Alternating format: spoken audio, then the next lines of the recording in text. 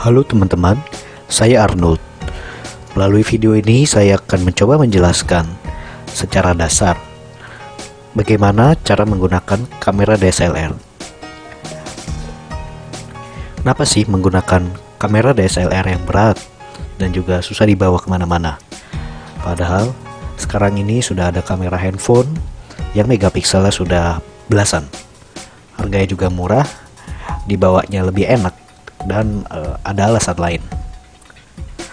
Satu hal yang bisa menjadi alasan kuat kenapa kamera DSLR dan semacamnya itu masih bisa berlaku untuk sekarang, karena hasil gambarnya itu lebih fantastis biasanya. Yang bisa dibedakan antara gambar yang diambil oleh kamera handphone atau kamera digital dengan kamera DSLR. Kamera DSLR memiliki sensor yang lebih besar. Biasanya ukurannya itu 36 x 24 mm. Nah, biasanya ukuran sensor 36 x 24 mm itu disebut full frame. Ada lagi biasanya ukurannya itu 24 x 16, sekitar segitu. Biasanya itu dinamakan APS-C kamera. APS-C itu digunakan pada DSLR yang untuk konsumen, jadi bisa dijual dengan harga lebih murah. Nah, dari ukuran sensornya saja kurang lebih sekitar 2,5 sampai 2,5 dikali dengan 1,6 cm. Itu ukuran sensornya saja. Jadi bisa dibilang kalau karena ukuran sensornya besar, maka gambar yang dihasilkan ekspektasinya juga bisa lebih baik daripada sensor kamera yang digunakan pada misalnya kamera handphone gitu, yang cuma seukuran mikrometer. Nah, lalu apa kelebihannya dengan menggunakan sensor yang lebih besar? Nah, penggunaan sensor yang lebih besar itu bermanfaat untuk digunakan dan diandalkan pada situasi yang minim cahaya, misalnya pada malam hari yang hanya mengandalkan cahaya lampu, membuat hasil gambar yang lebih baik karena pada lokasi yang minim cahaya itu noise atau bintik-bintik yang ada pada gambar bisa diminimalis. Selain itu, mungkin Anda juga pernah melihat foto portrait orang atau sekelompok orang gitu yang backgroundnya itu blur. Background blur itu mengapa menjadi suatu hal yang istimewa bagi kamera yang bersensor besar? Karena sederhananya begini, kamera dengan sensor yang besar itu memaksa untuk menggunakan jenis lensa yang lebih panjang atau biasa disebut tele begitu. Untuk kamera handphone biasanya menggunakan panjang lensa sekitar 4-5 mm.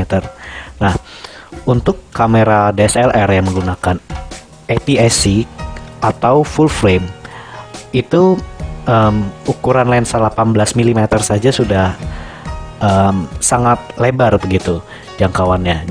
Dengan menggunakan focal length atau panjang lensa, menjadikan background yang ada di belakangnya itu terasa terisolasi. Nah, itulah kelebihan dari penggunaan kamera DSLR ini dibandingkan dengan menggunakan kamera handphone biasa. Nah, sepertinya sulit untuk mendapatkan gambar yang bagus tanpa mengerti dasar dari fotografi. Ada 3, yaitu ISO, shutter speed, dan juga bukaan lensa atau aperture. Yang ketiga itu biasa disebut dengan exposure triangle. Pada DSLR yang keluaran baru atau 2000 ke atas itu biasanya mempunyai mode auto yang secara otomatis mengambil kombinasi yang tepat antara shutter speed, aperture atau bukan lensa, dan juga ISO untuk exposure yang tepat pada scene-scene tertentu. Nah, untuk mengerti tentang bagaimana ISO, shutter speed, dan juga bukaan lensa bekerja sama untuk menghasilkan gambar yang sesuai dengan situasi yang ada tanpa harus berlebihan cahaya atau kekurangan cahaya, dan juga bagaimana cara mengadjust settingan kamera ketika diperlukan untuk menolong dan dapatkan hasil gambar yang terbaik. Nah, saya akan coba jelaskan apa ketiga dasar dari exposure triangle itu. Pertama, ISO. ISO itu apa? ISO itu adalah level sensitivitas dari kamera untuk menangkap cahaya yang masuk. Ini biasanya diukur menggunakan angka ISO yang lebih rendah itu menggambarkan sensitivitas terhadap cahaya yang lebih rendah. Ketika angka yang lebih besar itu berarti sensitivitasnya lebih besar. Nah, sensitivitas ISO yang lebih besar itu biasanya ada hal yang kita korbankan karena pada seiring meningkatnya ISO, maka noise atau grain atau bintik-bintik pada hasil gambar itu semakin bertambah pada gambar. Biasanya ISO itu ada yang paling rendah itu biasanya 100, ada yang 50. Nah, yang tertinggi itu bisa 1600, 3200 dan lain sebagainya. Nah, poin yang kedua pada exposure triangle itu ada shutter speed. Nah, shutter speed itu seperti ini. Ini 1/50 detik. Nah, shutter speed itu apa? Shutter speed itu adalah waktu yang diperlukan oleh kamera, shutter kamera untuk menangkap cahaya ke dalam sensor kamera. Nah, shutter speed ini biasanya diukur ke dalam detik. Nah, ini 1/50 detik. Nah, bisa lebih dari 1 detik, misalnya 2 detik. Nah, shutter speed yang lambat mampu menangkap cahaya yang lebih banyak ke dalam sensor kamera, dan biasanya digunakan pada kondisi yang low light atau yang kurang cahaya, dan juga untuk fotografi pada malam hari. Nah, ketika shutter speed yang cepat itu membantu untuk membekukan subjek. Nah, misalnya 1/1000 detik. Nah, ini biasanya digunakan untuk memfoto benda atau makhluk hidup yang bergeraknya dengan cepat. Biasanya itu untuk penggunaan handheld atau yang dibawa oleh tangan, itu biasanya itu tergantung pada focal length-nya. Misalnya untuk focal length 18 mm itu yang bisa ditoleransi oleh tangan itu sekitar 1/20, dan makin panjang focal length maka shutter speed yang dibutuhkan ketika memegang kamera seperti ini itu harus lebih cepat untuk meminimalisir handshake. Nah, kemudian pada exposure triangle yang terakhir adalah aperture atau bukaan lensa, yaitu ada sebuah lubang di lensa. Bukaan lensa ini itu membatasi banyaknya cahaya yang masuk ke dalam sensor. Nah, ketika lubang lensa atau bukaan lensa yang lebih besar itu dapat memasukkan cahaya yang lebih banyak ke sensor. Nah, aperture itu juga mengontrol depth of field atau kedalaman dari hasil gambarnya. Nah, biasanya aperture yang lebih besar, bukaan lensa yang lebih besar itu depth of field-nya itu kecil, dan sebaliknya apabila aperture-nya itu besar, atau bukaan lensanya itu kecil, maka depth of field-nya itu besar.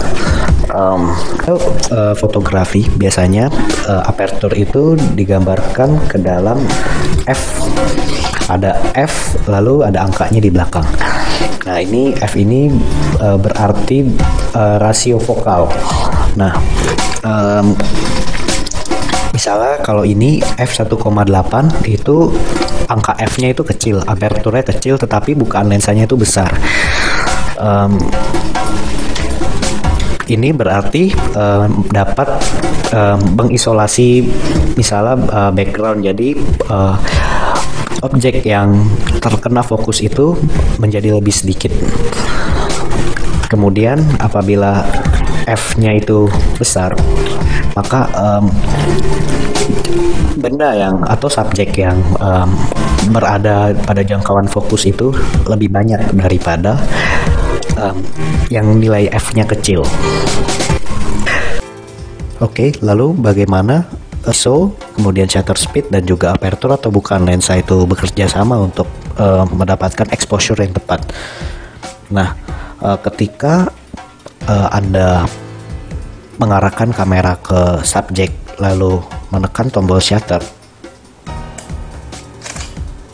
maka yang terjadi adalah subjek itu masuk ke kamera, ke lensanya, lalu membentuk sebuah kumpulan cahaya.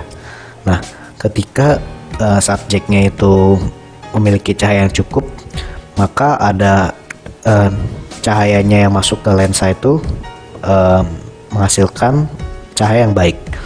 Lain halnya dengan ketika menangkap suatu gambar di lingkungan yang gelap, maka tidak ada atau kurangnya cahaya yang masuk ke dalam lensa. Nah, ketika cahaya itu masuk ke lensa, maka cahaya itu melewati beberapa elemen optik yang terbuat dari kaca yang kemudian masuk ke dalam bukaan lensa. Nah, ketika cahaya itu masuk ke dalam bukaan lensa itu, yang seperti jendela yang menutup setiap saat tetapi terbuka ketika diperlukan. Nah, shutter ini kemudian membuka dalam waktu millisecond atau bisa juga second. Nah, kemudian masukkan cahaya ke dalam sensor yang bisa dispesify itu amount dari waktunya itu yang bisa sangat singkat, misalnya 1/8000 detik, atau lama waktunya bisa 30 detik. Kemudian sensor itu mengumpulkan cahaya dan masuk ke dalam sensitivitas dari kameranya, yaitu disebut ISO. Nah, kemudian shutternya itu menutup lagi dan cahayanya itu diblok dari pemasukan cahaya. Nah, untuk mendapatkan gambar yang exposure-nya itu tepat, yaitu dalam arti tidak terlalu terang atau tidak terlalu gelap, maka pengaruh ISO, shutter speed, dan juga bukaan lensa itu harus dimainkan. Nah, ini mode manual. Nah, apa yang terjadi ketika bukaan lensa atau aperture itu sangat kecil lubangnya? Nah, maka banyak cahaya yang tidak masuk. Nah, ini artinya bahwa sensor perlu waktu lebih banyak untuk mendapatkan cahaya. Lalu apa yang terjadi ketika sensor itu sudah mendapatkan intensitas cahaya yang tepat?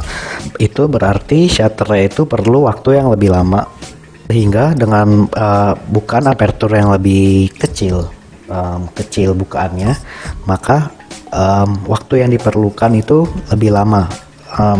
Itu artinya dibutuhkan shutter speed yang lebih lambat untuk sensor menangkap cahaya yang cukup dan menghasilkan gambar yang exposure-nya tepat. Lalu apa yang terjadi ketika bukaan dari aperture itu besar? Dalam Dalam konteks ini berarti nilai f-nya itu kecil. Harusnya cahaya yang masuk itu jauh lebih banyak ke dalam sensornya, sehingga kita bisa menggunakan shutter yang lebih cepat, jauh lebih cepat, untuk menghasilkan gambar yang exposure-nya tepat. Tapi ketika shutter speed yang digunakan itu terlalu kecil, maka sensornya itu mendapatkan cahaya yang jauh lebih banyak, atau biasanya disebut overexpose, yaitu terlalu terang gambarnya. Nah, seperti kaca pembesar yang membakar kertas ketika ada di bawah sinar matahari. Nah, sebaliknya, ketika shutter speednya itu sangat cepat, maka sensor bisa saja tidak mampu menangkap cahaya yang masuk, sehingga bisa menimbulkan gambar yang underexposed atau yang terlalu gelap. Nah, lalu mode kamera apa yang bisa digunakan? Kamera pada umumnya ada 6 mode, yaitu ada full auto. Ini tidak bisa diatur apapun, termasuk penggunaan lampu kilat yang ada di kamera. Kemudian programmable auto. Nah, programmable auto itu kamera mengatur otomatis, tetapi dalam situasi yang kita inginkan kita bisa atur lagi. Kemudian ada time priority.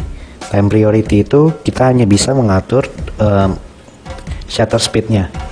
Kamera mengatur sendiri aperturnya. Nah, sebaliknya itu ada mode aperture priority, yaitu kita hanya bisa mengatur aperturnya saja.